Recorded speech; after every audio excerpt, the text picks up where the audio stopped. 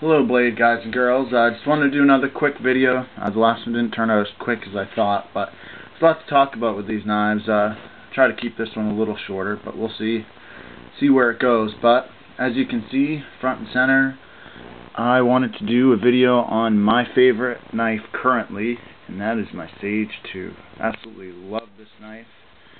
Can't say that I have since I got it though. I actually got this probably 3 months ago.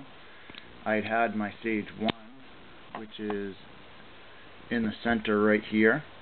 This was one of the first knives that I purchased actually. My first purchase being my Tenacious. Excellent knife. Not my first knife, but my first Spyderco. And my first step into semi-high quality knives. And absolutely loved it. Once I bought that, I had to get more. Couldn't help myself. I had to get more. And I really love carbon fiber. Actually, when I was younger, had started going to college for aerospace engineering before I met my wife. And so I've always had a special place in my heart for carbon fiber. Not just this cheesy peel and stick stuff that people have in their cars, but real carbon fiber. Where it's not real flashy, but just where it actually has a purpose. And in this knife it does. It's such a nice knife, grippy and stuff. So I got that, loved it. It was the best knife I'd ever had. The ergos were so good, and really didn't understand the merits of a titanium knife at the time. I knew about a Chris Reeve Sebenza. I was just kind of starting to, at that point, when I was looking at this, see the Strider, but and understand that there was a lot of merits to having a titanium frame lock, but I didn't really understand what all those were. To me, it was just a metal knife. I've had stainless steel knives, a Smith & Wesson. I actually have another one I was just given as a gift right here. And while it's an okay knife, this one is a Hawkbill. They're a little slippery, and there's just the material sometimes just seems cheap with stainless steel, and I wondered if titanium would really seem different, or if it would just seem like a stainless steel knife, which actually would seem cheaper than my carbon fiber one, despite it costing considerably more. So it took me a while to really decide to pull the trigger on this one. I watched every review that was ever out there many times. I did a lot of researching, a lot of reading on them, looking into Spyderco's catalog and webpage and everything I get my hands on. That's bound to happen eventually. Everything I get my hands on to find out about this knife. And finally decided, there weren't any knives out there under $200 that really sparked my interest like this one did. So I decided to pull the trigger and get the knife. I got it, and initially it was like, oh, this is awesome, it's titanium, and played with it for a while, and then it kind of, like, within a day, I was kind of like, wow, I don't know what's so special about this. It was a little stiff, the lock barely engaged. I mean, it literally engaged that much. I mean, it just barely even caught it, probably 25%. As you can see now, it's well at 75%, if not 80 to 85. It's locked in so nice, and that's taken a lot of work, a lot of flicking, and just using the knife, and just habitual flicking of the knife open and close, and open and close, and sitting and watching TV with my wife and opening and closing it, sitting at work while I'm working. If I had a free right hand, I was opening and closing the knife, any chance I had, thousands and thousands and thousands of times. And finally, this knife came into its own. I really understand now what the benefits are of this titanium in a knife. For one, the lightweight, obviously, the strength. I mean, this thing, for a small knife, for just a little Spyderco 3-inch knife, it is amazingly strong. I was amazed with how solid Sage 1 one was. You know, it doesn't have wiggle per se. Granted, I Loctited my screw, and when I did, wow, I gotta stop knocking them over. It actually, when I got it tightened, it didn't tighten up as much as it did before. So it just has not play. It doesn't have play, but I can feel, just if I try my very hardest, I can just feel that there's the slightest movement. I mean, every other knife I have has that much, but you know, it was just super tight and still super smooth. You know, this is an amazingly smooth knife.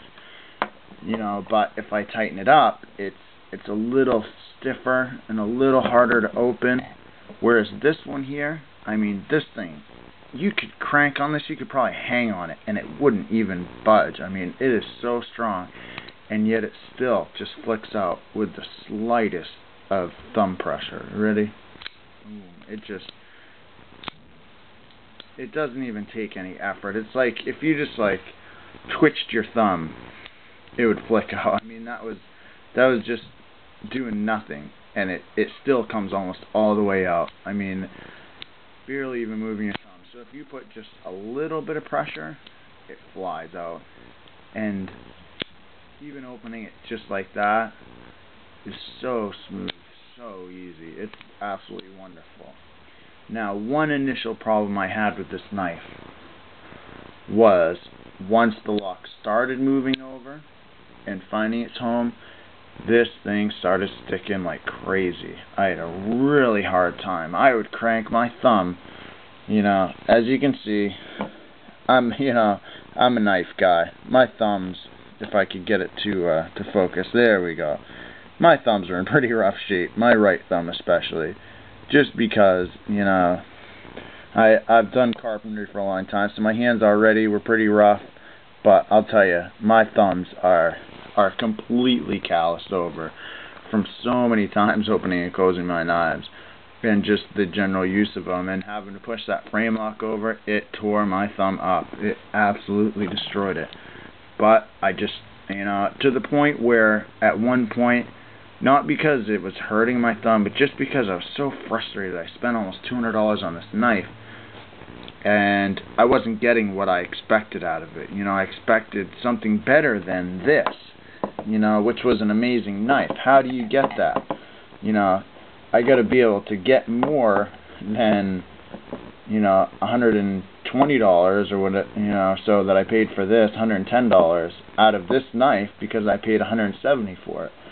And initially I wasn't getting that, you know, but luckily I'm so glad now I didn't give up on it.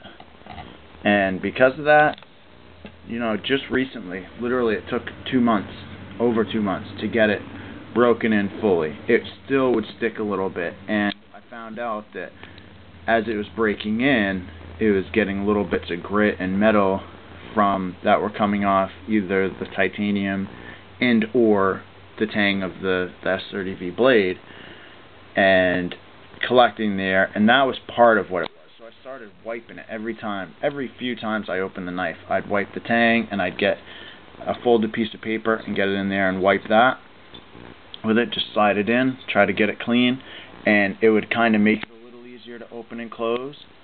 And continually as I did it, the knife itself actually got smoother in this movement here. Until now, it is just silky smooth. It is so nice. You know, the only knife I have that beats it on opening is my Mini Deja Vu, but it doesn't feel as good opening it. This just really has an amazing feel to it when you open it, and just the strength of that frame lock, you know, how thick the frame lock is. You know, it's amazingly thick for such a small knife, I believe. You know, it's just a really well-made knife. Not to mention, these Sages are as good of a slicer as I have ever used in my life. These things will go through cardboard with no effort at all. My 7-year-old daughter, if I wasn't so afraid of her cutting herself, could just slice through cardboard with, you know, without even trying. That's how easy these are to cut with. Now, granted, for some reason at first, and still somewhat, this will go through easier than this. Now, initially that was because this was sharper, and I was a little nervous to sharpen these because I didn't want to scratch the blades up, which I don't know if it'll pick up on camera. I did actually get a couple scratches, even though I used a kit that has the angles and everything. It just somehow I caught my blade a little bit and just put a couple little scratches in it. So I was really nervous. I didn't want to ruin the edge that was there. When I finally did sharpen it, I got this actually sharper than this was. But for some reason, and I don't know if I can show this on camera, but the profile of the blade is actually different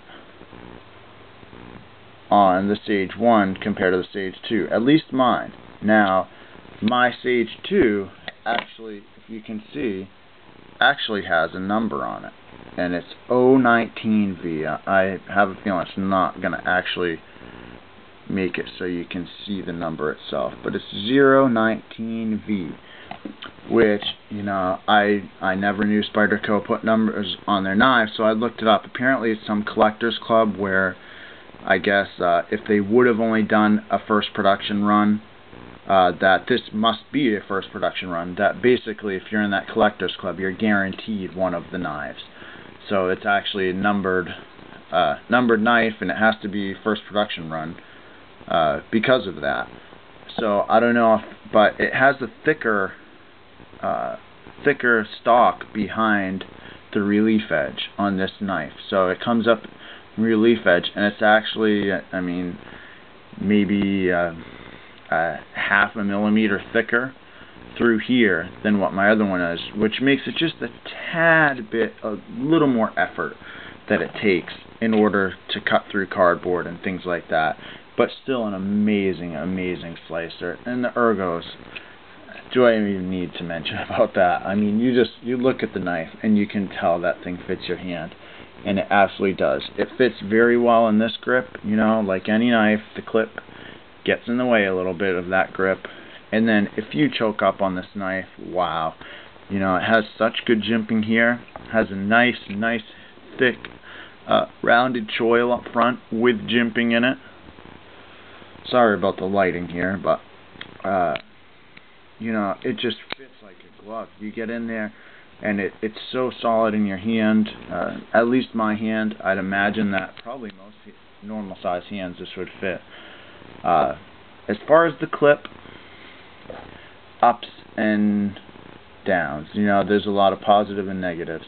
It is deep, you know, really deep. It goes in and out real easy and stuff, but with me working in a kitchen, I'm always hitting up against tables and brushing up against stuff, and as you can see, it does go back and forth. It's not the strongest clip. I know some people say, well, it's as strong as any other clip.